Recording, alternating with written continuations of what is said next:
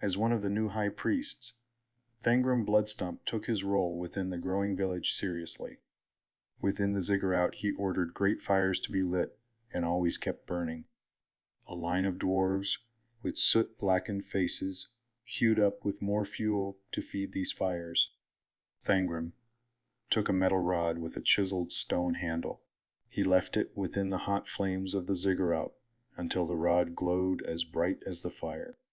With his one hand, he brought the glowing rod and brought it into his left eye socket, instantly boiling the eyeball inside. Thangram screeched in pain and rolled on the floor as all those in line to feed the ziggurat flames watched him. Soon he passed out for 2 days, being observed by all passerbys. The new vein within the cave structure that was colored gray was chipped away until samples could be taken. The metal workers who shaped the copper tools of Priestdom began experimenting with the samples. Little progress was made for months. The metal workering priests of their number began to beg Hashut for new words of wisdom. They took small copper-toothed blades and, as slow as they could, to increase the pain to excruciating amounts, sawed off their left ears. They left the dismembered part of their head by the gray vein itself so that Hashut could communicate to them. 746. The work on improving the city grew was spoken throughout Priestdom. It was imperative that more space was carved out in the mountain so that the temple could be expanded upon to accommodate even larger sacrifices to their demon lord. Stones were hauled out continuously, but not without issue. Unrounded stones were a struggle for the dwarves. Whenever they used tools to break the edges of stones to allow for increased rollability, even more unrounded stones were found in their path. The construction working priests called all of the construction workers to them at the end of one day. They called for fasting until the village was expanded to a town. Not a single worker may eat until the job is done. From that day forward, the dwarves working on the settlement's construction whistled a sad, dim hymn in unison for the sound waves to be carried to Hashut himself as they starved. Priestdom had once been but a village. Now a proper urban area spread out from around the stone ziggurat of Hashut's temple. The religious space speared up from the center of town like a mountain, a monument to the power of Hashut. Under the careful watch of the priesthood, new rituals were observed. The ritual blinding in one eye of the priests of Hashut in the manner of Thangram Bloodstump proved the dedicated of new priests and served as the catalyst for the foundation of a religious order of the sightless eye. The concept of oracles and future sight of these blinded priests began to circulate through Priestdom. Those of the sightless eye were said to be able to stare into the flames with their empty eye socket and see 1,001 futures. It was from one of these seers that a group of enterprising metal workers unlocked the secrets of forging their meteoric iron. Originally, it had been intended as a sacrifice fuel for the seer's fire. When they pulled the lump out of the savage flames, they found that they could work it. The Magi said it was Hashut's gift, and that all such iron lumps thrown into their fire and observed by their sight could be worked so. The development of ironworking, because intertwined with the religious rituals of Hashut moving forward, and some smiths, like Harad Stonebreaker, even took to the ritual blinding to better their link with the priestdom and earn Hashut's favor. The one-eyed Harad Stonebreaker worked the new metal at his home smith, banging it and bashing it into new forms. Soon his supply of the ore ran out, and he went to temple to ask for permission from Hashut to gather more. When he arrived, he found many of the other dwarves, who were given some of the dark metal to work with, also at the unholy ziggurat, deep in self-torturous prayer. Harad and the others prayed there for a fortnight before some fell in exhaustion from their effort. Seeing the energy drained from the exhausted dwarves, Harad and the remainder went to the cave complex and began to start carving a new meteoric iron mine out of the mountain. The priests of the Order of the Sightless Eye all stood different lengths of distance away from the praying smiths over the 2 weeks. They would try to talk to one another, before realizing their depth perception was skewed and approach each other for conversation. These discussions entailed of the mysterious chaotic ways of Hashut and this metal. It would be prudent to bolster the reason for these smiths to continue to give themselves and their work to the great demon god. A massive forge would be created within the fires of the unholy ziggurat, so that both the copper and the new dark metal could be manufactured more easily. High Priest Thangram Bloodstump stood atop of the ziggurat by the altar with many of the other high priests. They had taken to putting flammable fuels inside of weakly made clay pots with a cloth hanging out of the top. When tossed, they exploded into a short temporary burst of flame. They took it upon themselves to toss these dangerous clay pots from the altar down into the praying areas of the ziggurat, so that all worshippers of Hashut could feel the burn of his power.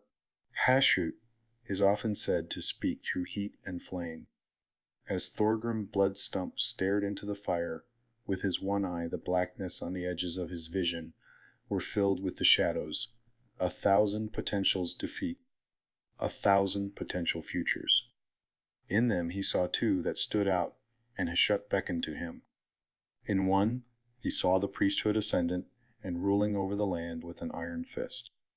It had no other power with which it shared authority, and the Flame Patriarch was responsible for the decision-making. Nothing could be done without the say of Hashut's chosen. On the other hand, he could see a future in which the priesthood delegated power to others via favors, and those people would act in Hashut's name without needing the routine intervention of the theocracy itself. Both were tempting options, but the smoke of the fire clouded further visions of their futures. As Thorgrim snapped out of his flame, seeing and into the matters of state, he realized then that he could put into action either one of these policies if he saw fit to do so. Hashut valued power. Yes, but Hashut also valued the willingness to spread the faith ever further. The questions rattled around in his mind, and it was something he would need to pray, sleep, and hear the whispers of Hashut in his dreams on. The high priests call all of the first and second born of every dwarven family, as they are the ordained priests. Despite the priests outnumbered the layfolk, it was seen that the unordained could still affect Hashut's will into the world. Thus delegation was granted to the minority of the populace, so they too could share in Hashut's power to allow them to obtain revenge on their ancient enemies, the murderers. The years were a harsh one for the priestdom. The grasses grew short and barren. The sun was harsh and burning. Water was scarce. Fodder for the goats grew poor. The priesthood grew lazy and content with their positions of power. Thorgrim Bloodstump struggled to lead the dwarves through the difficult time, not because he was ineffective as a leader, but because for the first time in his life and the life of his father and grandfather, Hashut was silent. The flames were cold and weak. Thorgrim sought the answers to the riddles of his people in the blood of children, in the entrails of goats, and in the melting of copper. He saw nothing which could alleviate the slump except for time and yet more sacrifice. It was thus that Thorgrim called to himself a moot in the tradition of old. Gathered together was a coalition of the high priests, the low delegates, and a small collection of commoners. They met and gave as sacrifice to Hashut a pair of newborn twins while they drank water from the skull of the mother. They set to developing the next order of business and charting the path forward for the coming years. Thorgrim wanted the development of Khazad Dum planned meticulously, primarily so he could see in the fires later what next he should do. Long had dwarves wondered what the secret of the world was. They sank picks into the vast mountain of iron and shoveled the ore into the furnaces they had made. As it turned out, dwarves made for exceptionally good fuel for the fires. Those forges which gorged their flames on the bodies of the sacrifice burned brightest and hottest, and from them the gray iron ore was turned into works of divine art, tools the likes and quality of which had never been seen. The secret of this world, the meaning of life, was sacrifice. Bloody sacrifice, flagellation, and ritualized murder. That was what made the world go round. The dwarves of Khazad-dûm had begun to revel in their bloody sacrifices. Hashut was good. Hashut was strong. Hashut was powerful. With every screaming sacrifice fed into the flames of the great forges, Hashut grew stronger. The priestdom dug their mine shaft deep and found within a cavern overlooking a flow of magma. The heat was powerful and stifling, but the sight was positively divine. Here was proof of Hashut, proof that God too bled. Bled ore, bled heat, bled sacrifice. A dozen miners leapt gleefully into the river of fire, offering themselves to consecrate the blessed day and the blessed mine. For Thorgrim this discovery was a sign. He had himself strapped to the ziggurat and sacrificed. His head would adorn the steps of the great ziggurat, so all that tread upon it would need cross his watchful gaze. His heart was given to the river, so that Hashut may have him. In his sacrifice, a new high priest was given the position, and told that in time he too would need to choose the method of his sacrifice. Harad Stonebreaker gorged himself on goat cheese every night, and by day worked the new unholy forge, sweating out any hydration in his body. He made new tools for the dwarves of Khazad-dûm, made of strong iron, that made their copper tools look pitiful.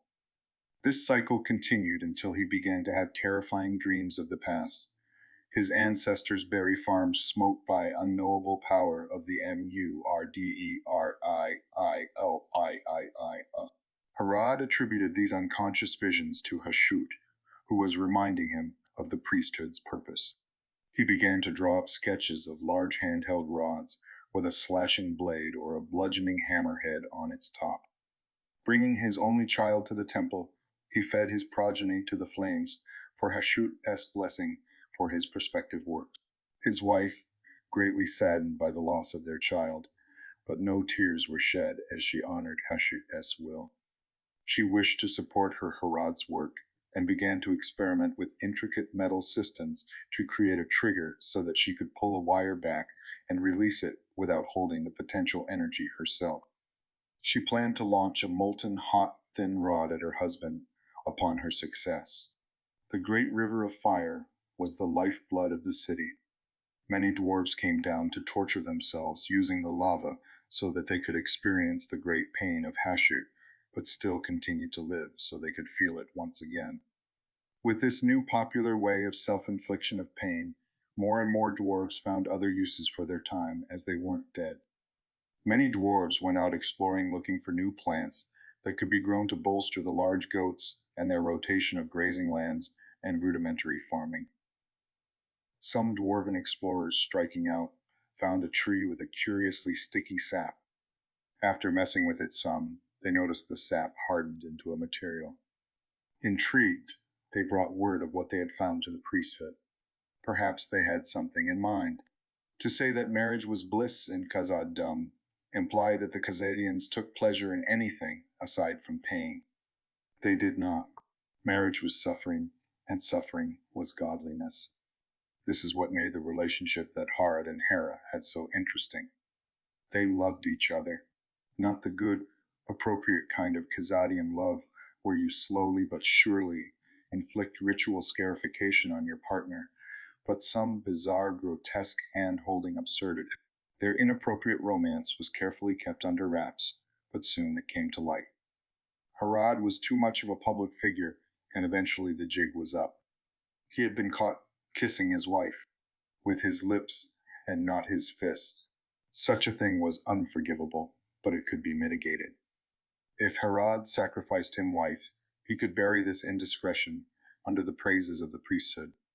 If he refused, it would be he that would be thrown into the river of fire, heartless. Hera's work was partially complete. The pair spoke long into the night about their options, but come morning a decision would need to be made. Thankfully, Harad had completed his work on battle axes and hammers, so even if he were sacrificed, that knowledge would remain.